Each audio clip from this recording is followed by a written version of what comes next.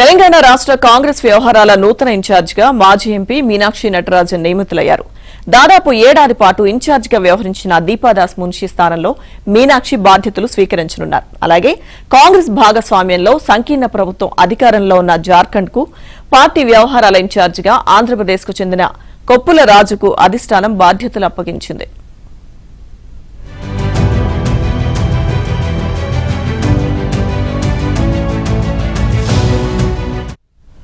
వీరితో పాటు దేశంలోని పలు రాష్ట్రాలు కేంద్రపాలిత ప్రాంతాలకు కొత్త ఇన్ఛార్జీలను నియమించింది. ఇందులో త్వరలో ఎన్నికలు జరగనున్న బీహార్ సైతం ఉంది. ఈ మేరకు ఏఐసీసీ అధ్యక్షుడు మల్లికార్జున ఖర్గే నిర్ణయం తీసుకున్నట్లు పార్టీ ప్రధాన కార్యదర్శి కేసీ వేణుగోపాల్ ఒక ప్రకటనలో వెల్లడించారు.